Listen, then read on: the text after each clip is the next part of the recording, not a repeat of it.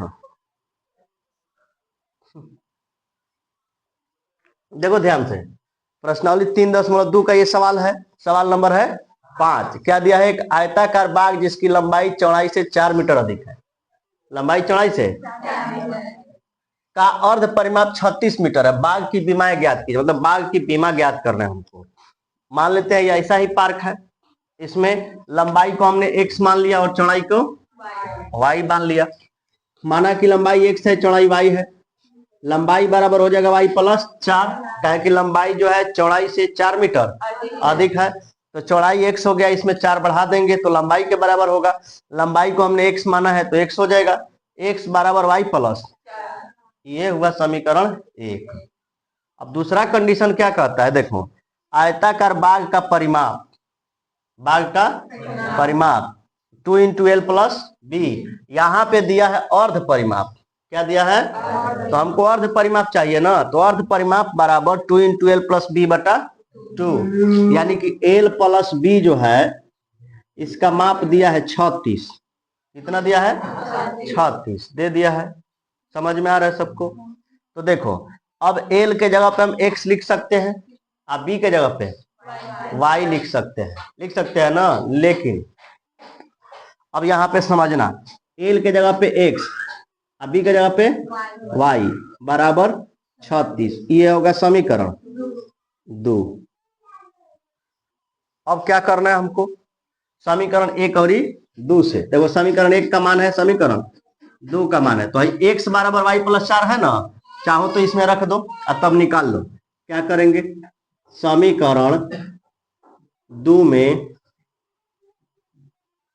समीकरण 2 में समीकरण 1 का, समीकरण 1 का यानी कि x का मान रखने पर,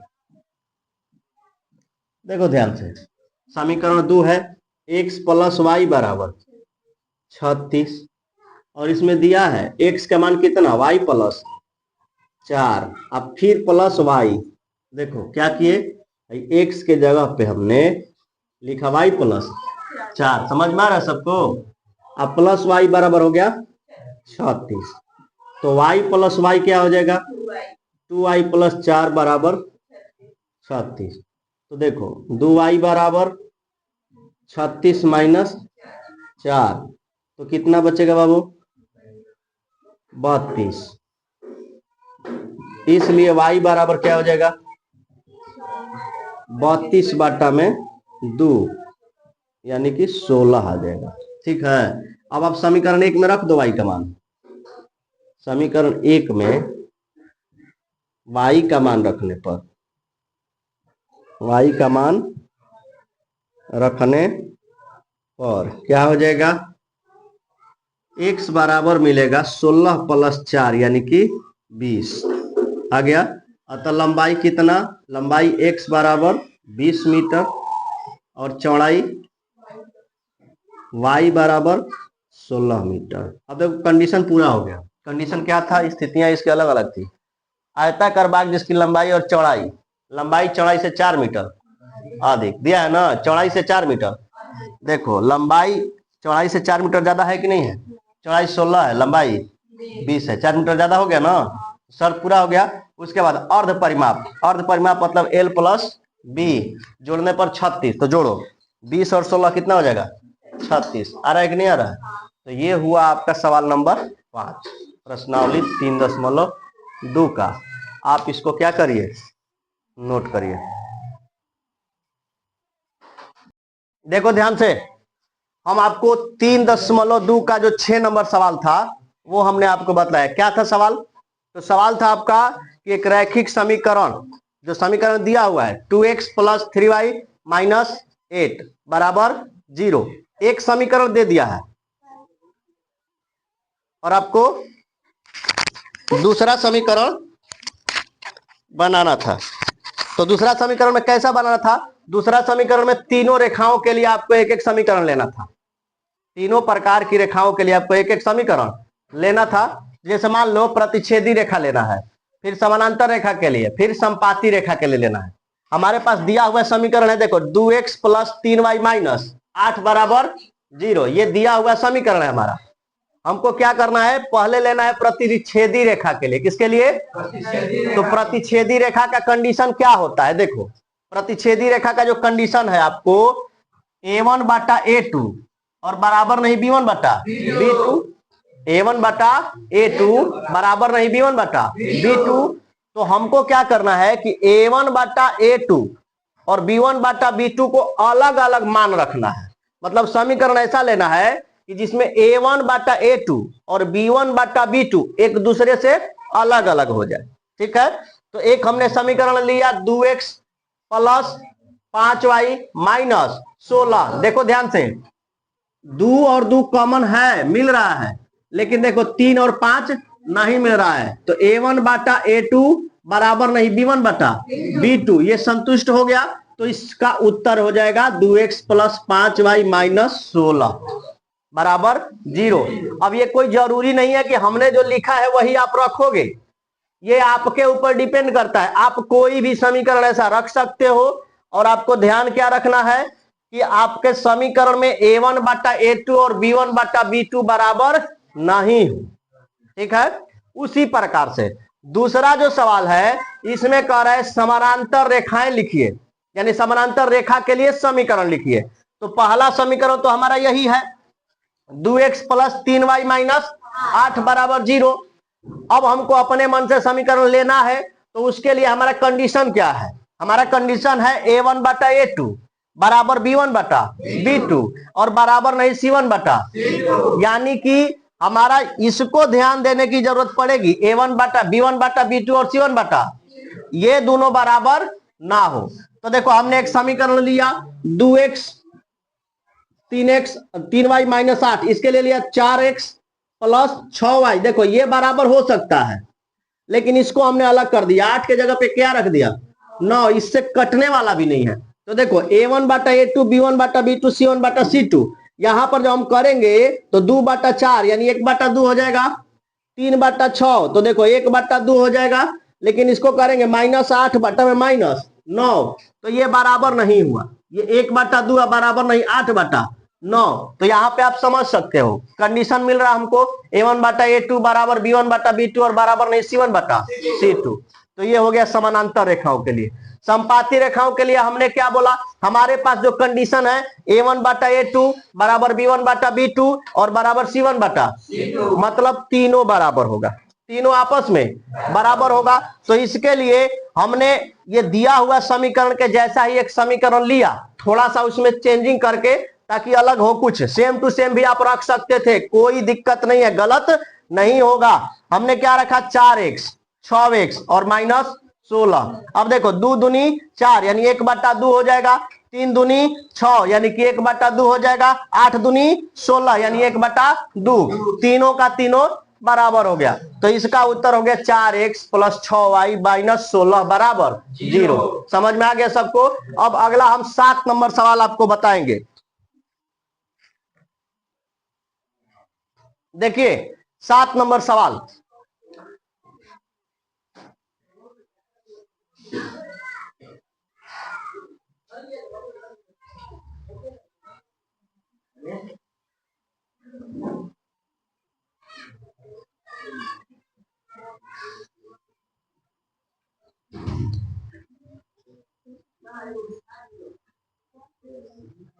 देखिए 7 नंबर सवाल क्या है। 7 नंबर सवाल है कि समीकरण x माइनस वाई प्लस 1 बराबर, देखो जो 7 नंबर सवाल है, इस 7 नंबर सवाल में दिया है क्या चीज, समीकरण दिया है x माइनस वाई प्लस 1 बराबर 0 और 3x प्लस 2y माइनस 12 बराबर 0 का ग्राफ खींचिए। इसका क्या करना है, ग्राफ खींचना है। x अक्ष और y अक्ष इन रेखाओं से बने त्रिभुज के शीर्षों के निर्देशांक ज्ञात कीजिए। त्रिभुजाकार पटल को छायांकित कीजिए, त्रिभुजाकार पटल को छायांकित कीजिए। तो सबसे पहले हम क्या करेंगे, सबसे पहले समीकरण 1 लेंगे और उसके बाद समीकरण 2 लेंगे। पहले समीकरण 1 को लिखेंगे, समीकरण 1 को हमने लिखा, इसको हमने लिखा x माइनस वाई प्लस 1 बराबर 0 उसके बाद x माइनस वाई बराबर हो गया माइनस एक, एक को इधर लाए माइनस हो गया। फिर यहां पर इसलिए x बराबर वाई माइनस एक, वाई को मिलाएंगे तो वाई प्लस में आ जाएगा, माइनस एक हो जाएगा। अब क्या करेंगे, अब हम बारी बारी से मान लेंगे। जब y बराबर 0 लेंगे तो x का मान मिल गया माइनस एक, 0 माइनस एक बराबर माइनस एक। फिर जब y बराबर 1 लिया तो x बराबर हो गया 1 माइनस एक यानी कि 0। फिर जब y बराबर 2 रखा तो x का मान हो गया 2 माइनस एक बराबर 1, इस तरह से। अब उसके बाद हम चलेंगे समीकरण 2 से। तो देखो जो समीकरण 2 है हमारा, ये है 3x प्लस 2y माइनस 12 बराबर 0। अब समीकरण 2 में 3x बराबर 12 माइनस 2y, इसलिए x बराबर हो जाएगा 12 माइनस 2y बटा में 3। अब फिर बारी बारी से हम मान रखेंगे।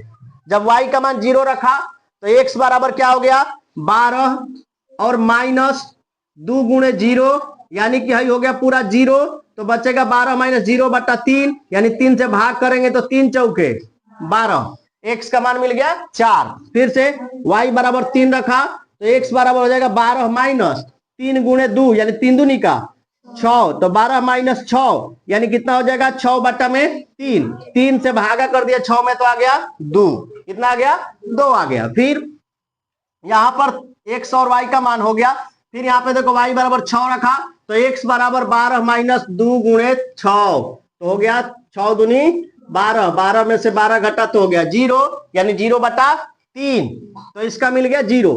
x का देखो 4 0 2 3 0 6 और इसमें मिला हमको माइनस 1 0 0 1 और 1 2। इसके लिए हमने अब क्या किया, ग्राफ खींचा।